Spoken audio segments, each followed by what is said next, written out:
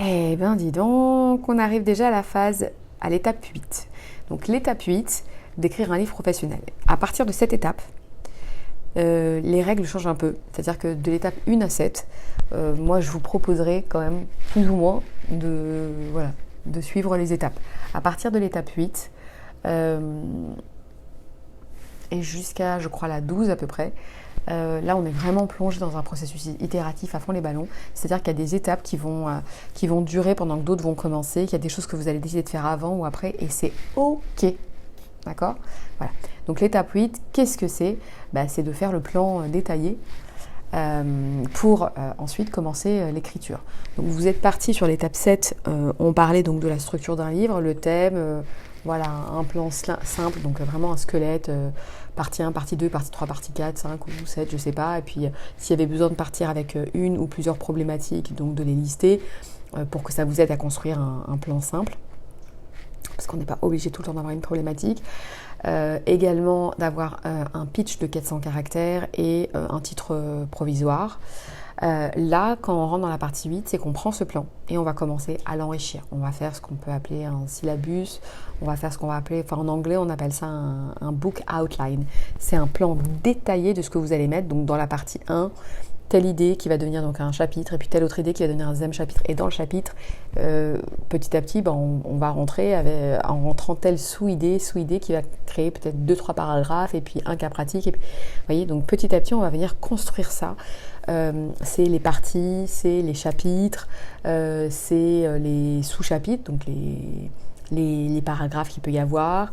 C'est aussi, dans une deuxième étape, c'est de faire même un petit récapitulatif par partie, puis un récapitulatif par chapitre, puis mettre aussi les sujets utilisés, les exemples,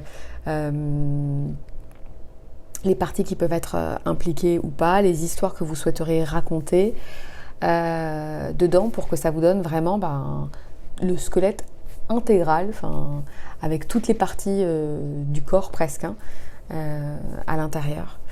Je ne sais plus combien, je crois que on a le même nombre de jours qu'on a d'os ou quelque chose comme ça, donc 365, il faudrait qu'il y ait tout, quoi, qu'on voit vraiment tout le corps, quoi, du livre. Les transitions, les thématiques, les sous-thématiques abordées. Voilà. Donc, une fois qu'on a tout ça, on choisit ce par quoi on commence l'écriture. Voilà. Moi, c'est ce que je ferai. Je vous donne ma méthode. Alors, chacun a sa méthode. Ça ne veut pas dire que ma méthode va fonctionner pour vous. Et c'est pour ça que je vous dis adaptez-la. Moi, ma méthode, j'ai une idée. Si c'est un projet pro, donc professionnel, je vais définir un plan simple. Ce plan simple, je vais le creuser. Si je vois que je ne peux pas le creuser ou que ça ne fonctionne pas, c'est que je reviens à l'étape 7.1. D'accord ? Mais si ça fonctionne, je vais le creuser jusqu'à ce qu'il y ait, dans ma tête, en tout cas au moment où je vais commencer à écrire, et j'ai plus trop d'idées à mettre dans ce plan détaillé. Et puis, je vais choisir de commencer par la partie 3 tel chapitre, parce qu'aujourd'hui j'ai envie d'écrire sur ça. Et donc je vais prendre tout ce que j'avais dit dessus et je vais écrire. Et au final, ce qui va souvent se passer, dans mon cas, c'est pour ça que je vous le dis, c'est qu'en écrivant, il y a une autre idée qui va venir. Et elle va venir s'ajouter ailleurs, et je vais l'ajouter. Je vais créer beaucoup pour d'abord très simple, puis ça foisonne, je crée et puis après je nettoie. C'est le schéma assez classique pour un livre.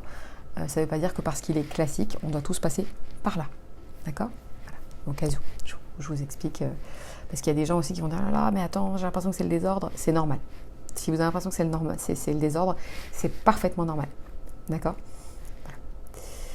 Un point important, vu qu'on est sur cette partie, et que c'est quand même une partie qui va normalement prendre du temps, parce qu'à partir du moment où vous créez votre plan structuré, que vous commencez l'écriture, voilà, c'est là où il y a quand même pas mal de boulot qui commence.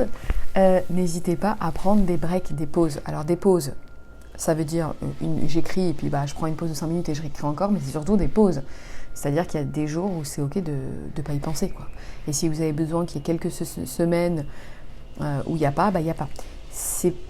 On peut se sentir stressé à l'idée de ne pas assez faire, mais Ça fait du bien.